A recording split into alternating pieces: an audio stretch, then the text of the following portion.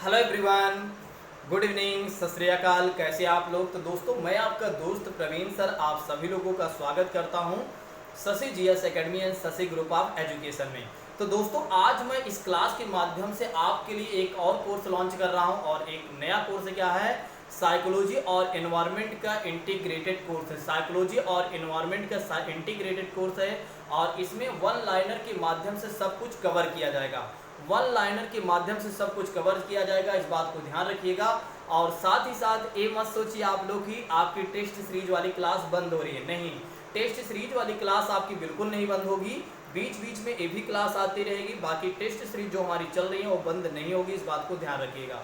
बस आपके एग्जाम तक मैं आपके साथ पूरी तरीके से लगा रहूँगा और अच्छे तरीके से आपके सारे क्वेश्चन मैं करवा दूंगा, ताकि आप एग्जाम में जब जाएं तो बेहतर प्रदर्शन करके आएँ और सिलेक्शन लेते हुए आप एक बार सोचें कि प्रवीण सर की जो हमने क्लास फॉलो किया था आज वो मुझे सिलेक्शन दिला दी है। ठीक है, तो आप लोग बताइएगा कि यह क्लास, लास्ट में आप बताइएगा कि यह क्लास कैसे आपको लगेगी। ठीक है, आप लोग लास्ट में ज़रूर बताइएगा, अपनी फीडबैक दीजिएगा, ताकि अगर किसी भी प्रकार की इसमें कोई कमी हमें नज़र आती है तो ज़रूर मैं इसमें सुधार करूँगा।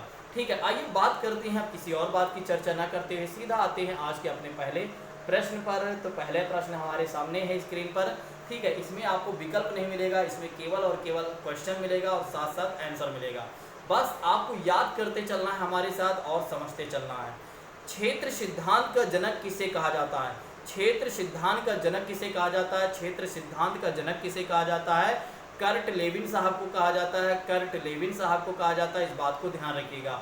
अब आपके मन में प्रश्न चल रहा होगा कि कर्ट लेविन साहब जो हैं किस विचारधारा से प्रभावित थे। अब आपके मन में विचार चल रहा होगा कि कर्ट लेविन साहब किस विचारधारा से प्रभावित थे। तो ध्यान रखिएगा, गेस्टाल्टवादी विचारधारा से प्रभावित थे। गेस्टाल्टवादी विचारधारा से प्रभावित थे कौन?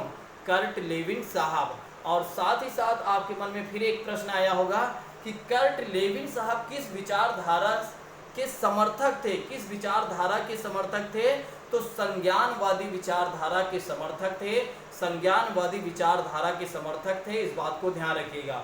तो पहली चीजें हमने क्या देखा कि क्षेत्र सिद्धांत का जनक कौन है? कर्ट लेविन साहब हैं। दूसरी चीजें हमने क्या देखा, यानी दूसरा पॉइंट हमने देखा किस विचारधारा के समर्थक थे? तो गेस्टाल्टवादी विचारधारा के गेस्टाल्टवादी विचारधारा से प्रभावित थे। और तीसरी बात हमने क्या जाना, किस विचारधारा से के समर्थक थे? तो संज्ञानवादी विचारधारा के समर्थक थे, इस बात को ध्यान रखिए। कौन? कर्ट लेविन साहब। नेक्स्ट बात करते हैं, कर्ट लेविन के क्षेत्र सिद्धांत में क्षेत्र का क्या अर्थ है, उसका क्या अर्थ है, इस क्षेत्र के सिद्धांत में इन्होंने क्या दिया है, उसका क्या मतलब है? तो जीवन के विभिन्न क्षेत्रों से संबंधित, ठीक है, इस बात को ध्यान रखिएगा। चलिए अगले प्रश्न की बात करते हैं, अधिगम का श्रेणी क्रम सिद्धांत किसने दिया? नेक्स्ट प्रश्न कहता है कि अधिगम का श्रेणी क्रम सिद्धांत किसने दिया? अधिगम का श्रेणी क्रम सिद्धांत किसने दिया? तो रॉबर्ट गेने साहब, इस बात को ध्यान रखिएगा। चलिए अगले प्रश्न की बात करते हैं। अब रॉबर्ट गेने साहब के बारे में थोड़ा सा आइए जानते हैं। तो रॉबर्ट गेने किस विचारधारा के समर्थक थे? रॉबर्ट गेने साहब किस विचारधारा के समर्थक थे? तो ये भी संज्ञानवादी विचारधारा के समर्थक थे। ये भी कर्ट लेविन जैसे संज्ञानवादी विचारधारा के समर्थक थे, इस बात को ध्यान रखिएगा। ठीक, नेक्स्ट बात करते हैं। रॉबर्ट गेने साहब कहते हैं कि अधिगम का सबसे निम्न स्तर जो होता है वो होता है संकेत अधिगम होता है। तो रॉबर्ट साहब कहते हैं अधिगम का सबसे निम्नतम स्तर कौन सा होता है? संकेत अधिगम होता है, इस बात को ध्यान रखिएगा। नेक्स्ट बात रॉबर्ट साहब कहते हैं कि अधिगम का सबसे उच्चतम स्तर कौन सा होता है? देखिए, आपने निम्नतर स्तर तो देख लिया, लेकिन अब आपके मन में ये भी चल रहा होगा कि सर आप हमें ये बता दीजिए कि रॉबर्ट साहब ने क्या उच्चतम स्तर बताया? उच्चतम स्तर इन्होंने सीखने का क्या बताया है? तो समस्या समाधान अधिगम जो होता है वो सीखने का सबसे उच्चतम स्तर होता है। देखिए, अब आप सोचिए, अगर किसी बालक का कोई प्रश्न है, मान लीजिए उसके मन में ये प्रश्न है कि 2 + 2 कितना होता है और 2 इंटू यानी 2 गुणे 2 कितना होता है। तो आपने क्या किया, उसको बता दिया कि बेटा देखिए 2 + 2 4 होता है और 2 गुणे 2 भी 4 होता है। तो उसके जो समस्या समाधान आपने कर दिया, जो आपने समस्या का समाधान कर दिया वही सबसे उच्चतम स्तर माना जाता है अधिगम का। और यह किसने बताया, इस सिद्धांत को किसने बताया या इस बात को किसने बताया, रॉबर्ट साहब ने बताया, रॉबर्ट साहब ने बताया, इस बात को ध्यान रखिएगा। चलिए अगले प्रश्न की बात करते हैं, काफी अच्छा प्रश्न जो आपके लिए हमेशा महत्वपूर्ण स्थान रखता है, ठीक है, और आप हमेशा इस प्रश्न को याद भी करते रहते हैं कि कब आएगा ये। सुल्तान नाम के चिंपैंजी पर किस वैज्ञानिक ने प्रयोग किया था, पहला प्रश्न है। पहला प्रश्न कहता है कि सुल्तान नाम के चिंपैंजी पर किस वैज्ञानिक ने प्रयोग किया था, पहला आंसर हो जाएगा कोहलर साहब ने, कोहलबर्ग साहब ने, इस बात को ध्यान रखिएगा। नेक्स्ट प्रश्न की बात करते हैं, चूहे पर किस वैज्ञानिक ने प्रयोग किया था, चूहे पर किस वैज्ञानिक ने, किस मनोवैज्ञानिक ने प्रयोग किया था, स्किनर साहब ने किया था, स्किनर साहब ने किया था, इस बात को ध्यान रखिएगा। अगले प्रश्न की बात करते हैं, बुद्धि का प्रतिदर्श नमूना यानी कि सैंपल सिद्धांत किसने दिया था। बिल्कुल यह आपके एग्जाम में यह प्रश्न पूछा जा चुका है, प्रीवियस ईयर के क्वेश्चन उठाकर देखिए, आपको पता चल जाएगा कि वाकई में जो सर क्वेश्चन करवा रहे हैं हमारे एग्जाम के लिए कितना बेहतर है। तो बुद्धि का प्रतिदर्श नमूना जो सैंपल सिद्धांत है किसने दिया है, थॉमसन साहब ने दिया है, थॉमसन साहब ने दिया है, इस बात को ध्यान रखिएगा। बुद्धि को मापने के लिए मानसिक आयु समप्रत्यय किस विद्वान ने दिया है, बुद्धि को मापने के लिए मानसिक आयु समप्रत्यय किस विद्वान ने दिया है, पहला ऑप्शन है, ऑप्शन नहीं, आंसर उत्तर हो जाएगा अल्फ्रेड विने ने सन 1905 में, अल्फ्रेड विने साहब ने दिया था यह सिद्धांत, या यह सिद्धांत इन्होंने दिया था, या एक तरीके से इसका प्रतिपादन किया था अल्फ्रेड विने साहब, और कब किया था इन्होंने, 1905 में किया था। मानसिक आयु का क्या तात्पर्य हो जाता है, मानसिक आयु क्या होती है, तो किसी व्यक्ति द्वारा अपनी उम्र से ज़्यादा कार्य करना या कम कार्य करना ही मानसिक आयु कहलाती है। बिल्कुल आज आपको एक परिभाषा मिल गई कि मानसिक आयु क्या होती है, तो आप बता सकते हैं किसी व्यक्ति के द्वारा अपनी उम्र से ज़्यादा कार्य करना, मतलब जिस उम्र में है उससे ज़्यादा अधिक कार्य करना या उससे कम कार्य करना है, क्या कहलाता है कि मानसिक आयु है। ये क्या है, आपकी मानसिक आयु है, इस बात को ध्यान रखिएगा। अल्फ्रेड विने ने बुद्धि को कितने भागों में बांटा है, अल्फ्रेड विने साहब ने बुद्धि को कितने भागों में बांटा है, तो 3 भागों में बांटा है, इस बात को ध्यान रखिएगा। और जल्दी से कमेंट करके बताइए कि 3 कौन कौन से भाग हैं, जल्दी से कमेंट करके बताइए, मैं आपकी कमेंट कर ले रहा हूँ, ठीक है। तो स्टर्न ने बुद्धि लब्धि, नेक्स्ट प्रश्न की बात करते हैं, स्टर्न ने बुद्धि लब्धि आईक्यू का कब मापन किया और कौन सा सूत्र दिया, तो स्टर्न महोदय ने 1912 में बुद्धि लब्धि को मापा और एक नया सूत्र दिया। इन्होंने बोला कि देखिए IQ इक्वल टू क्या होता है, IQ इक्वल टू क्या हो जाएगा, मानसिक आयु अपान वास्तविक आयु, इस बात को ध्यान रखिएगा। भूटिया परीक्षण संबंध किससे है, भूटिया परीक्षण संबंध किससे है, बुद्धि को नापने से है, बुद्धि को नापने से है, इस बात को ध्यान रखिएगा। नेक्स्ट प्रश्न की बात करते हैं, बैचलर परीक्षण का संबंध किससे है, बैचलर परीक्षण का संबंध किससे है, तो बुद्धि मापने से है, बुद्धि नापने से है, इस बात को ध्यान रखिएगा। अगले प्रश्न की बात करते हैं, अगला प्रश्न क्या कह रहा है कि बुद्धि को मापने के लिए पहली मनोवैज्ञानिक प्रयोगशाला कहाँ पर बनाई गई, तो जर्मनी में बनाई गई। कब बनाई गई, 1879 में, 1879 में बनाई गई, इस बात को ध्यान रखिएगा कि बुद्धि को मापने के लिए पहली मनोवैज्ञानिक प्रयोगशाला कहाँ बनाई गई, तो जर्मनी में बनाई गई मेरे प्रिय साथियों, 1879 में। और नेक्स्ट प्रश्न की बात करते हैं कि बुद्धि का विचलन बुद्धि सिद्धांत किसने दिया है, बुद्धि का विचलन बुद्धि सिद्धांत किसने दिया है, बैचलर महोदय ने दिया है। और कब दिया है सिद्धांत, 1960 में, इसको याद करते चलिए। देखिए जितनी चीज़ें मैं आपको बताते चल रहा हूँ बिल्कुल आप ध्यान से सुनते चलिए और देखते चलिए और अपने माइंड को, अपने मस्तिष्क को सक्रिय रखिए ताकि ये सारी चीज़ें याद भी होते चलें आपको मेरे साथ साथ। प्रतिस्थापन का सिद्धांत किस मनोवैज्ञानिक ने दिया था, तो प्रतिस्थापन का सिद्धांत किस मनोवैज्ञानिक ने दिया था, गुथरी साहब ने दिया था, इस बात को ध्यान रखिएगा।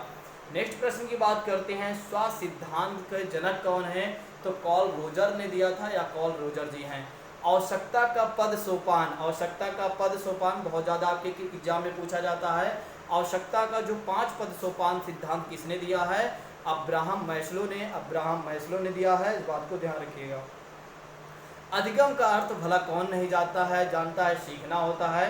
अधिगम से तात्पर्य क्या हो जाता है कि मानव के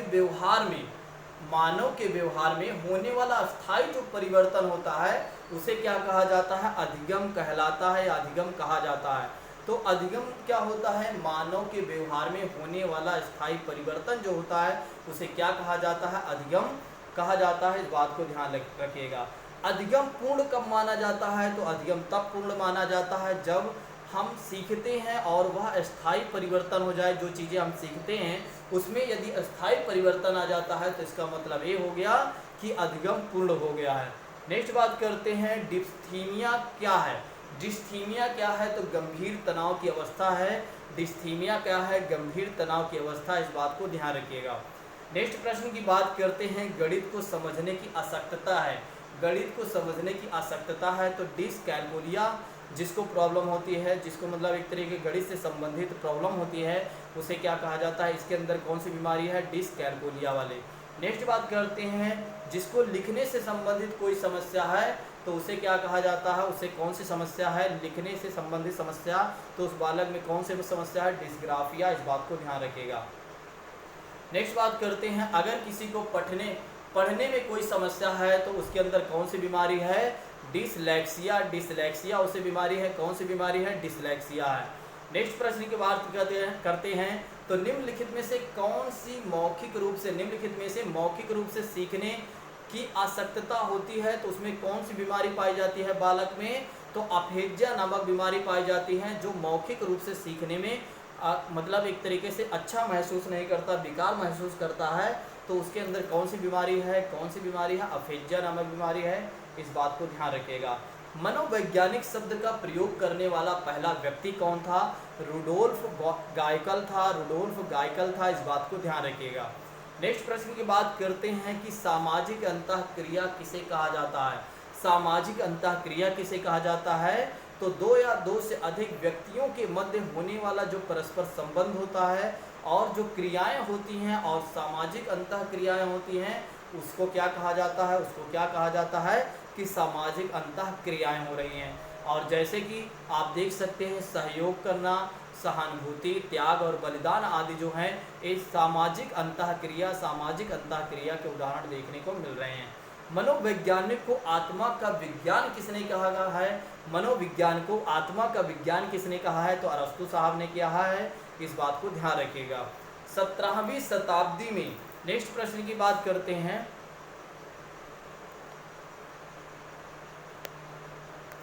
नेक्स्ट प्रश्न की बात करते हैं कि 17वीं शताब्दी में मनोवैज्ञानिकों को क्या कहा जाता था। यह किसने कहा है, तो यह कहा है किसने, पोम्पोनोजी ने कहा या पोम्पोलॉजी साहब ने कहा है। और मन व मस्तिष्क का विज्ञान कहा है, मन व मस्तिष्क का विज्ञान कहा है इन्होंने। नेक्स्ट प्रश्न की बात करते हैं, 18वीं शताब्दी में मनोविज्ञान को क्या कहा जाता था। 18वीं शताब्दी में मनोविज्ञान को क्या कहा जाता था, तो चेतना का विज्ञान कहा है। और यह किसने कहा है, तो विलियम जेम्स या वुंड साहब ने कहा है। इस बात को ध्यान रखिएगा। अगले प्रश्न की बात करते हैं, तो 20वीं शताब्दी में मनोविज्ञान को क्या कहा जाता था। 20वीं शताब्दी में मनोविज्ञान को क्या कहा जाता था, तो व्यवहार का विज्ञान कहा जाता था। यह किसने कहा है, वाटसन साहब ने कहा है। वाटसन साहब ने कहा है कि 20वीं शताब्दी में मनोविज्ञान को क्या कहा जाता था, व्यवहार का विज्ञान कहा जाता है या व्यवहार का विज्ञान कहा जाता था, वैसे कहा जाता है। चलिए अगले प्रश्न की बात करते हैं। वैसे अब 21वीं सदी है। शिक्षा मनोविज्ञान की पहली पुस्तक किसने लिखी और कब लिखी। शिक्षा मनोविज्ञान की पहली पुस्तक और किसने लिखी और कब लिखी, तो थॉर्नडाइक साहब ने लिखी। और कब लिखी, 1903 में लिखी। नेक्स्ट प्रश्न की बात करते हैं, शिक्षा का अधिकार अधिनियम कब लागू किया गया था, कब बना था। शिक्षा का अधिकार अधिनियम कब बना था, तो 2009 में यह अधिनियम बना था। 2009 में यह अधिनियम बना था। और शिक्षा का अधिकार अधिनियम कब लागू हुआ था, तो कब लागू हुआ था, 1 अप्रैल 2010 को शिक्षा का अधिकार अधिनियम लागू हुआ था। इस बात को ध्यान रखिएगा।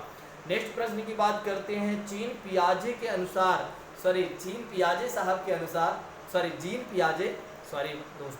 जीन पियाजे के अनुसार संज्ञानात्मक विकास के किस चरण पर बच्चा वस्तु स्थायित्व रूप को प्रदर्शित करता है। तो जो हमारे ऑफलाइन में छात्र पढ़ रहे थे उनको मैंने बहुत अच्छे से बता दिया है।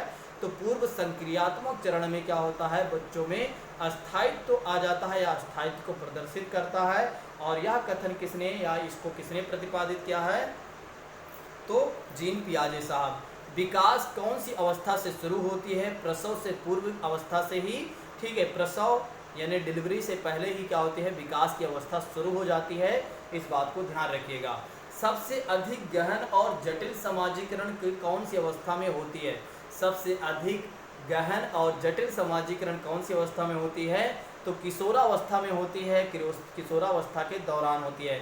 नेक्स्ट प्रश्न की बात करते हैं। कोलबर्ग के अनुसार शिक्षक बच्चा में नैतिक मूल्यों का विकास कर सकता है जब वह नैतिक मुद्दों को पर आधारित चर्चा शामिल करता है। तो देखिए, कोलबर्ग कहते हैं कि शिक्षक यानी टीचर यदि चाहे तो बच्चे में नैतिक मूल्यों का विकास कर सकता है जब वह क्या करता है, जब वह पढ़ाते समय नैतिक मुद्दों को भी इसमें शामिल कर ले। जैसे कि आप लोग देखते हैं कि जब मैं आपको पढ़ाता हूँ तो उसमें नैतिकता भरी भी बातें करता रहता हूँ कि आपको सिलेक्शन लेना चाहिए, आपको ऐसा पढ़ना चाहिए कि आप अपने व्यक्तित्व में निर्माण करें, आपको नैतिकता आप में अच्छी होनी चाहिए, आपके आचार विचार व्यवहार आदर्श आपके अच्छे होने चाहिए। बिल्कुल उसको मैं शामिल करता हूँ। तो ये समझ लीजिए कि कोलबर्ग साहब ने जो हमें बातें बताई हैं उस बात को मैं हमेशा पालन करता हूँ। जीन पियाजे के अधिगम के संज्ञानात्मक सिद्धांत के अनुसार वह प्रक्रिया जिसके द्वारा संज्ञानात्मक संरचना को संशोधित किया जाता है उसे क्या कहा जाता है? तो समावेशन कहा जाता है। क्या कहा जाता है मेरे दोस्तों? समावेशन कहा जाता है। खेल शिक्षण विधि के प्रतिपादक कौन है? खेल शिक्षण विधि के प्रतिपादक कौन है? फ्रोवेल साहब हैं। इस बात को ध्यान रखिएगा। तो जीन पियाजे की कौन सी अवस्था संबंध मूर्त एवं तार्किक चिंतन से है? तो अमूर्त संक्रियात्मक अवस्था। बाल विकास को केंद्र बिंदु कौन सा होता है? बाल विकास का केंद्र बिंदु कौन सा होता है? बालक होता है। और बच्चों के विकास से संबंधित निर्माण एवं खोज का सिद्धांत किसने दिया था? तो जीन पियाजे साहब ने दिया था। इस बात को ध्यान रखिएगा। जीन पियाजे के अनुसार कितने वर्ष की आयु तक के बच्चों में संज्ञानात्मक परिपक्वता का अभाव पाया जाता है? मेरे साथियों, जल्दी से इसके आंसर बताइए कि जीन पियाजे के अनुसार कितने वर्ष की आयु तक बच्चों में संज्ञानात्मक परिपक्वता का अभाव पाया जाता है? तो 6 वर्ष तक। इस बात को ध्यान रखिएगा। रॉबर्ट गैने कहाँ के वैज्ञानिक थे? अभी आप सोच रहे थे कि रॉबर्ट गैने के बारे में सर ने एक शब्द छोड़ दिए था, यानी कि एक क्वेश्चन छोड़ दिया था सर ने, वो था कहाँ के निवासी थे? तो अमेरिका के निवासी थे। इस बात को ध्यान रखिएगा। रॉबर्ट गैने साहब ने, चलिए आइए बात कर लेते हैं एक बार रॉबर्ट गैने साहब के बारे में अच्छे तरीके से। देखिए, रॉबर्ट गैने साहब ने बालकों के विकास को ध्यान में रखते हुए इन्होंने क्या किया? अधिगम की प्रक्रिया को 8 भागों में बांट दिया। अधिगम की प्रक्रिया को 8 भागों में इन्होंने बांट दिया। और पहली बातें इन्होंने बताया, देखिए क्रमिक रूप से है। पहली बातें इन्होंने बताया कि देखिए संकेत अधिगम अच्छा होता है, फिर उद्दीपक अधिगम अभिक्रिया इन्होंने बताया, फिर उसके बाद तीसरा इन्होंने बताया श्रृंखला अधिगम होता है, फिर चौथा अधिगम कौन सा होता है? शाब्दिक अधिगम होता है, और 5वां अधिगम कौन सा होता है? बहुविवेदन अधिगम होता है। चौथा और 7वां, छठा क्या होता है? प्रत्यय अधिगम होता है। और 7वां कौन सा होता है? सिद्धांत अधिगम होता है। और 8वां कौन सा होता है? समस्या समाधान अधिगम होता है। इस बात को ध्यान रखिएगा। रॉबर्ट गैने के अनुसार अधिगम का सबसे निम्नतम स्तर कौन सा होता है? अभी हमने बात किया था, सबसे निम्नतम स्तर कौन सा होता है? संकेत अधिगम। और उच्चतम स्तर कौन सा होता है? समस्या समाधान अधिगम। और नेक्स्ट बात करते हैं, रॉबर्ट गैने के साहब कहते हैं कि बालक का अधिगम पूरा कब हो जाता है इनके अनुसार? तो जब वह 12 वर्ष का पूर्ण कर लेता है आयु, तब क्या हो जाता है? यानी कि समस्या समाधान करने लगता है। तो इनका मानना है कि क्या होता है कि बालक का अधिगम जो है वो पूर्ण हो चुका है। शास्त्रीय अनुबंधन का सिद्धांत किसने दिया है? पालो साहब ने दिया है। इस बात को ध्यान रखिएगा। और पालो साहब हैं, किस संप्रदाय के समर्थक थे? व्यवहारवादी समर्थक थे, व्यवहारवादी सिद्धांत के। डमरू पर बंदर का नाचना किस सिद्धांत पर कार्य करता है? डमरू पर बंदर का नाचना किस सिद्धांत पर कार्य करता है? तो शास्त्रीय अनुबंधन का सिद्धांत पर कार्य करता है। इस बात को ध्यान रखिएगा। खेत में बिजुका का खड़ा रहना, उसे देखकर, ठीक है, बिजुका एक व्यक्ति है, खेत में बिजुका एक व्यक्ति नहीं, जो आप देखते हैं कि जो एक तरीके से कपड़े वगैरह लगाकर पुतला बना देते हैं, आदमी जैसे बना देते हैं, आपने देखा होगा खेतों में। तो उसको किस लिए खड़ा किया जाता है और यह किस सिद्धांत पर कार्य करता है।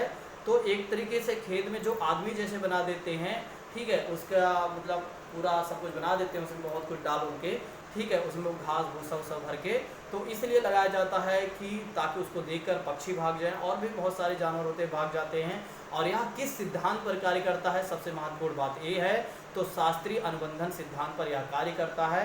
इस बात को ध्यान रखिएगा। इसको तो आप जानते हो, अभी हमने बात कर लिया। गर्भवती महिलाओं में कितने वजन में वृद्धि हो जाती है, 10 से लेकर 12 किलोग्राम, 10 से लेकर 12 किलोग्राम। मनुष्य की प्रजाति का नाम भला कौन नहीं जानता, होमो सैपियंस है। और पिंड अवस्था का समय क्या माना गया है, 2 सप्ताह से लेकर 8 सप्ताह के लगभग में। डिंब अवस्था का समय क्या है, डिंब अवस्था का समय क्या है, 14 दिन है। और जन्म के समय बालक का औसतन वजन कितना होता है, 2 किलो 700 ग्राम। बाकी और डेटा भी देखिए, हर जगह डेटा अलग अलग है जो कि मैंने लिखाया भी है।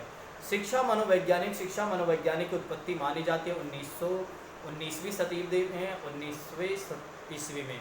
मनोविज्ञान को एक विषय के रूप में निश्चित आधार पर देने का श्रेय किसे जाता है, मनोविज्ञान को एक विषय के रूप में निश्चित आधार देने का श्रेय किसे जाता है, तो विलियम जेम्स साहब को जाता है। इस बात को ध्यान रखेगा।